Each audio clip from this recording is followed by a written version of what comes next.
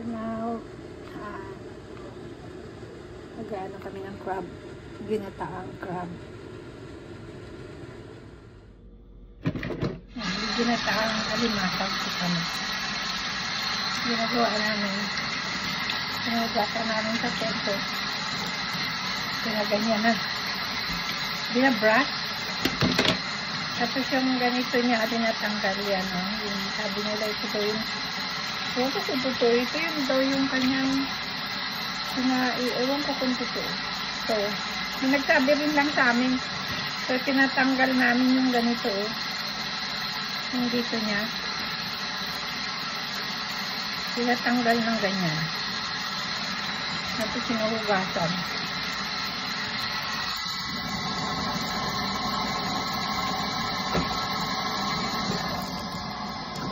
So, binabrush namin.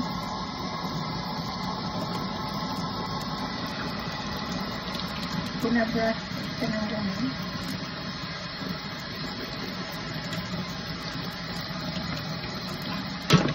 Pero malinis po ito hindi ko ginagamit na itim. Pang alimasag lang yan talaga. Tapos pinapalabas yung dito niya.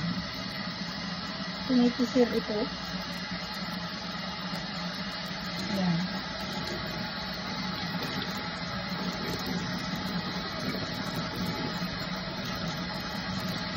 Pinipisil siya para malabas yung itim dito.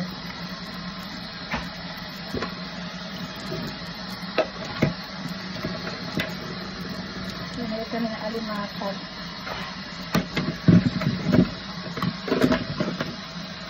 $2 and almost $3 per pound.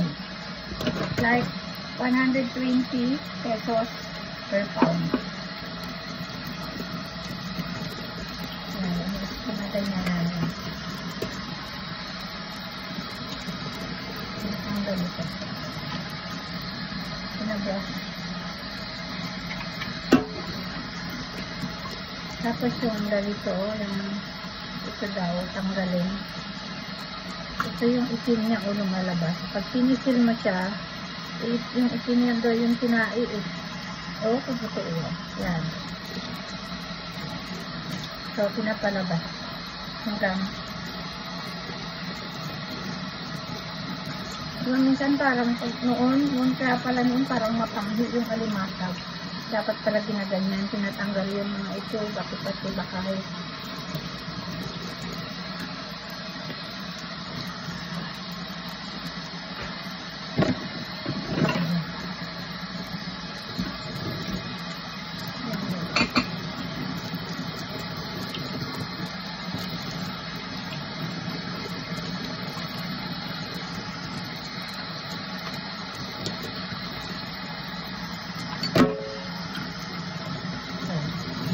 Ito yung itim. Pinapalabas. Yan. Yan o yan. Ipisilin mo dito tapos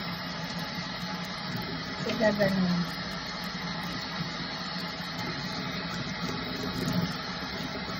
Sabi nila dumi daw yan. Ayun ko kung totoo. So, ginaya namin.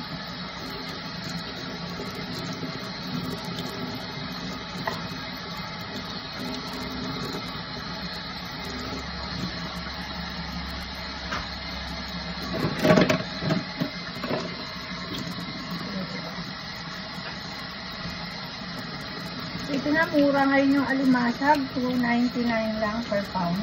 Dati, maabot siya ng $5 per pound.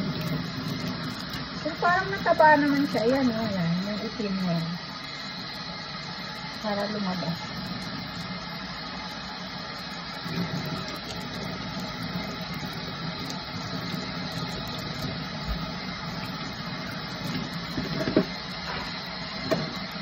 Okay, last one.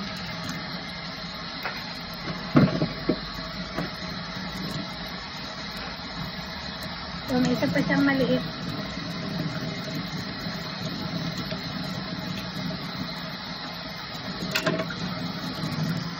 Yan, tinatanggal. Yan o yung itim. Ito yung itim. Para matanggal. Yan daw yung dumi. Ewan ko po kung totoo, comment ko kayo. So, yan. Pero kasi nga maitim siya kaya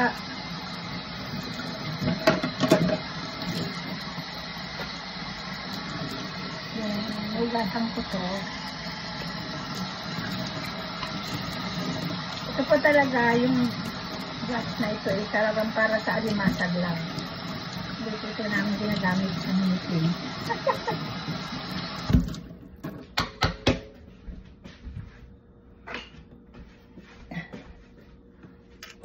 And then yan. Yan na yung ano, gata.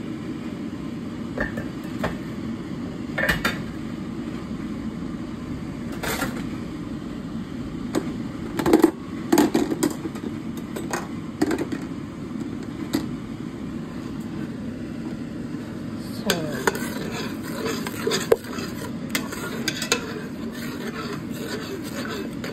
mabuti yung kala namin ngayon.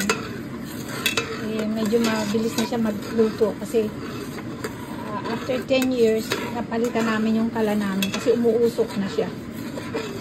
Kaya napilitan kami bumili ng bago. Pero pag hindi pa siya umuusok, hindi pa kami bibili. Mahal din kasi.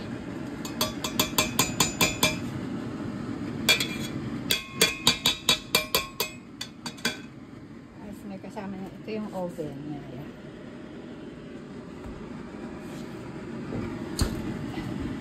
Ang dumi ng ano ng isang kasi ito pinapatunan niya ito talaga yung ano niya. Ilalagay ko lang dito na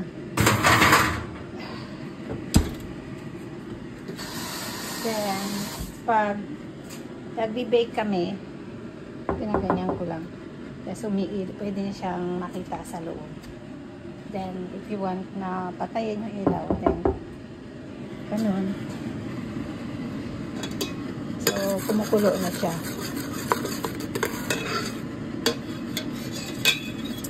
Kalimutan ko magbili ng ano? Ng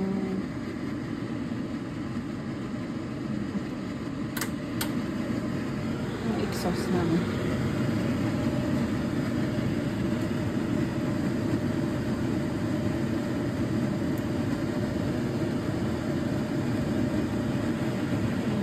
Salamat din ako na nakabili kami ng bago kasi nakakatakot yung isa. Ano na siya, umuusok. Baka masunog kami.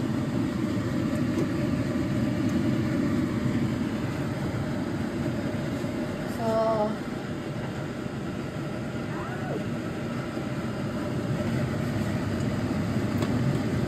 ito po yung crab.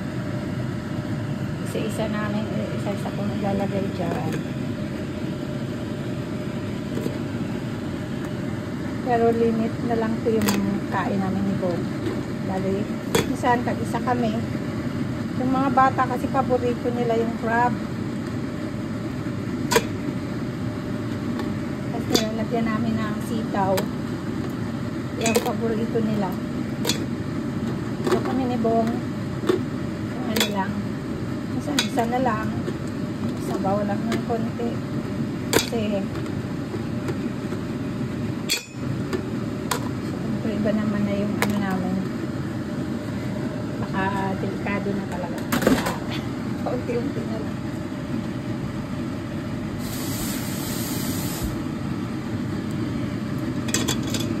So, ilagay namin.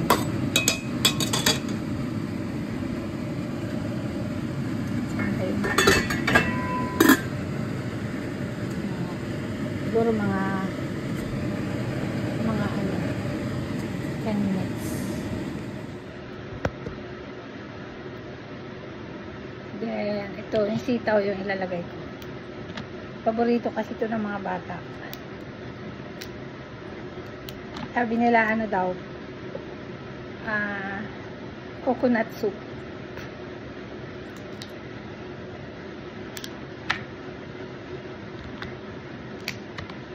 Mahal din itong sitaw eh. Yung sitaw Ganito siya karami. Sa atin, ano, mga 120 pesos. Mura na ba to? Pero parang mahal.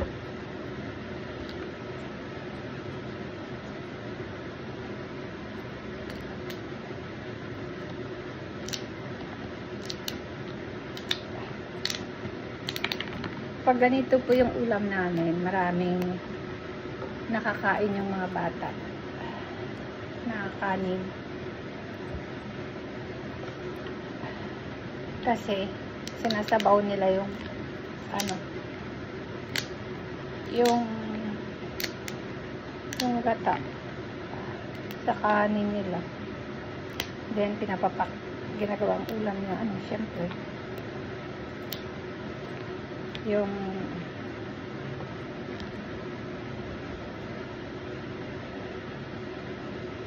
kumulo niya alimasag.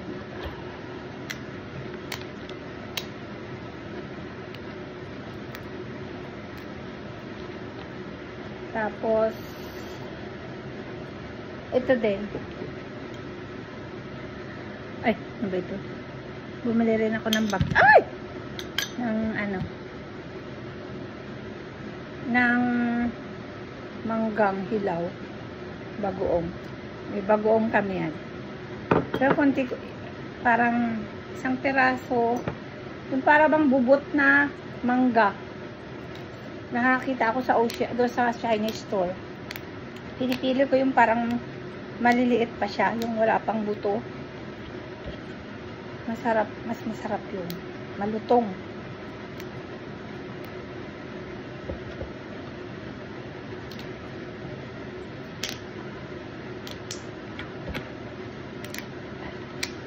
Pinatikim ko din ito sa mga co-workers ko na ibang lahi.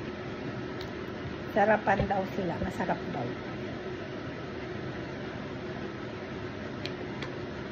Gusto nila.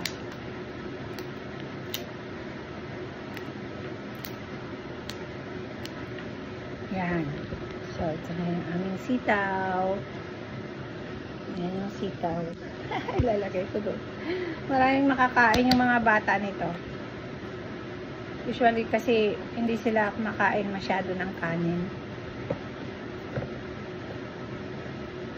Pero pag ganito na ginataang alimasag, sinigang na isda, masarap yung kain nila ng kanin.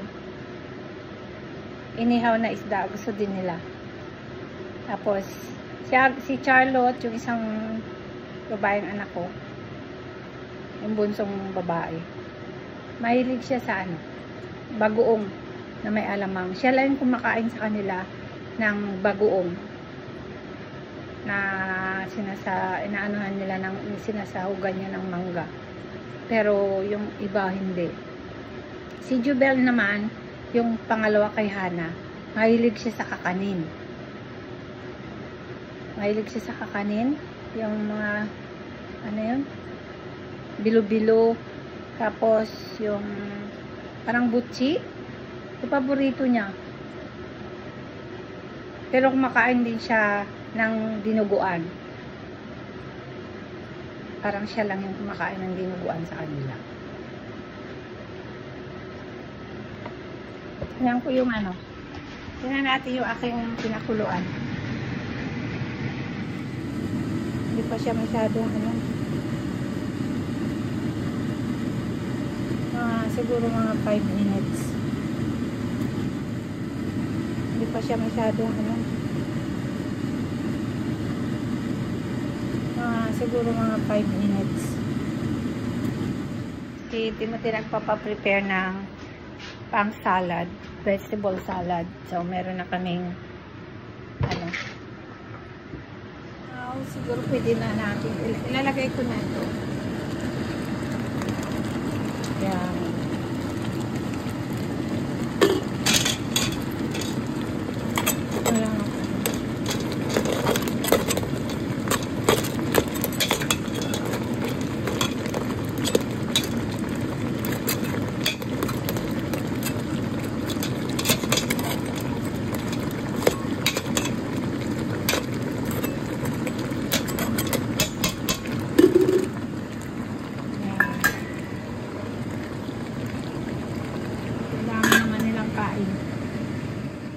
Then, ito po, pre-prepare ko na yung pang vegetable salad namin. Ayan, gusto kasi nila. Masarap to eh. Yung ano, kainin ng hilaw. Ito din yung mangga, ihahalo namin. Tapos, may raisin. Tapos, yung grapes, haluan namin ng grapes. And this one. And ito po yung dressing na binibili ko kasi masarap to eh. Ito yung mas gusto ko. Yung brand na Rines. Masarap siya sa salad. So, yan. Papaluto ko lang yung ano, aming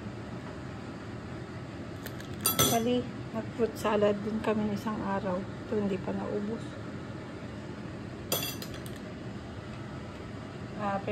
Prepare ko din to kasi para makadala si Timothy sa university. Kasi po ang university ni Agatha at saka ni Timothy, magkaisang school sila, University of Waterloo. Magkaisang dorm din sila, so isa lang ang kanilang lutuan. So nakakatipid sila. And they also learn and knows how to budget their money sa pagkain. Sila na nagbabudget. Si Timothy ay first year pa lang siya. Architecture. Si Agatha graduating na siya sa health science. Tignan natin tong niluluto ko. Oh, sarap. Sana hindi matuyuan. Inaan ko ngayong apoy. Parang ang lakas ng apoy ko.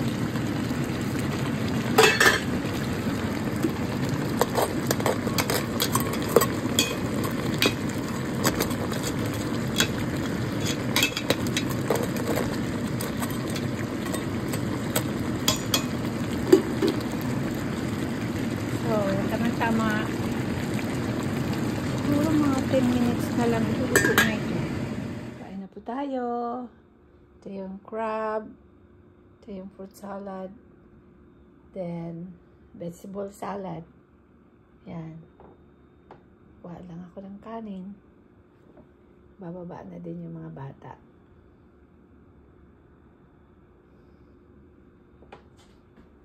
That's it.